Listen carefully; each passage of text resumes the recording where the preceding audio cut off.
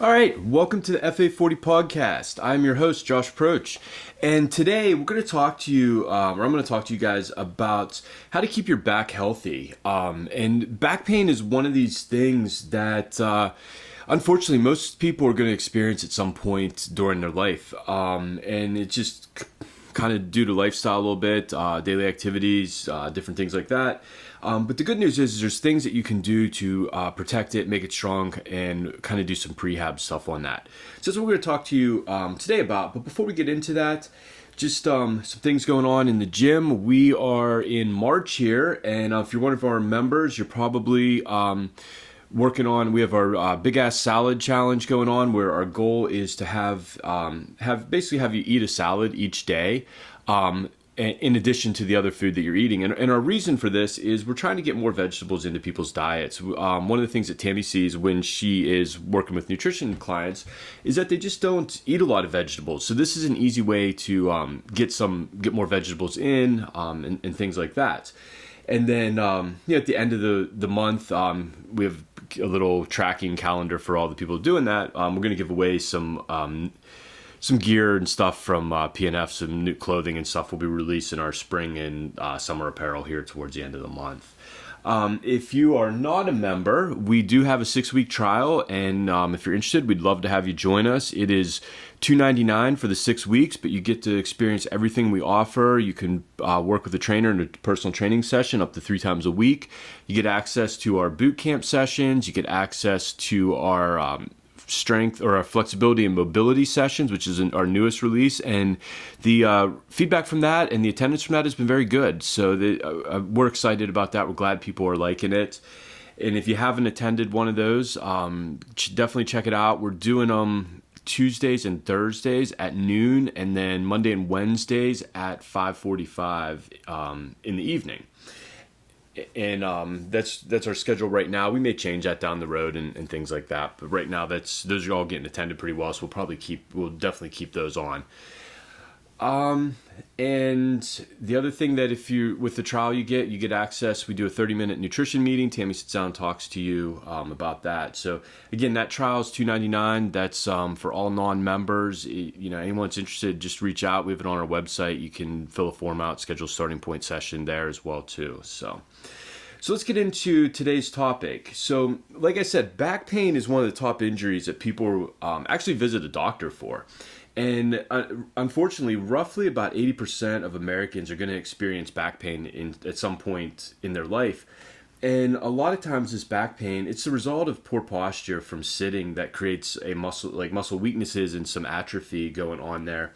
And with a lot of people who sit most of the day, they end up developing a rounded posture where the shoulders round forward, the head and neck starts to jut forward a little bit, the pelvis gets rounded under, and then this posture will result in weak muscles of the posterior chain, which is basically your butt and your upper back. So it's like the whole backside of your body there.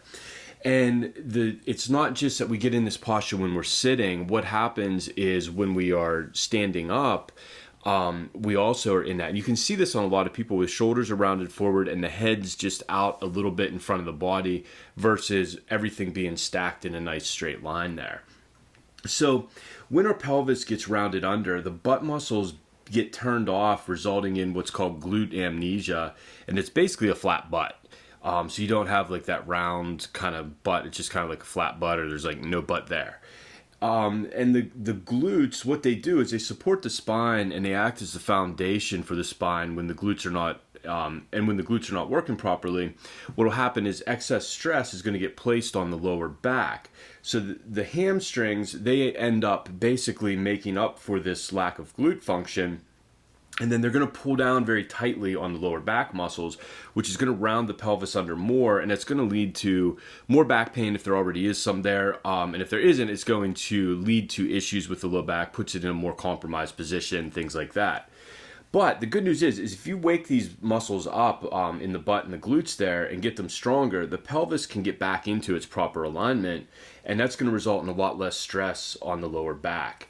So we want to get that's why we want to get the glutes working again. We also want to look at getting our spinal column more mobile. So a lot of people, they can't separate their upper body from their lower body. So basically they can't separate their shoulder girdle from their pelvic girdle. So that's doing things like a pelvic tilt, pelvic circles, rotation through there and things. So we want to be able to have that motion, because when we're able to separate that and move that independently, our spine's healthier, we're able to get better movement. So I'm going to use a golf swing. A lot of golfers will experience back pain, and it's from playing golf, and it's because they have poor movement mechanics. So every time they swing, they're putting a high shear force on their lower back, especially in those lumbar joints and like that SI joint area there.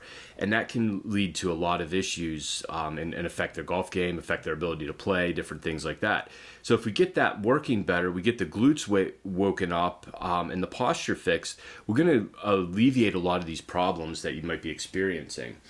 And the spine, it just itself is an interesting segment of bones and joints that are set up in a unique way that when one end gets rounded out of alignment, the other end at the opposite end is going to round too. So that's why when the pelvis rounds under, the shoulders round, or if the shoulders round, the pelvis is going to round under. So what happens at one end is going to affect at the other end up there as well too. And it basically means if our shoulders are rounded and slumped, we're going to end up with excess stress placed on the lower back. And that's why when we have that poor posture when we're sitting's one of the worst things for back issues, especially if the posture's wrong, because it's putting high stress and high compressive forces on the low back, and will actually aggravate the issue a little bit more. And that's why a lot of times, like, you go to the doctor and the doctor kind of gives you the wrong information of like, well, stop exercising, stop moving.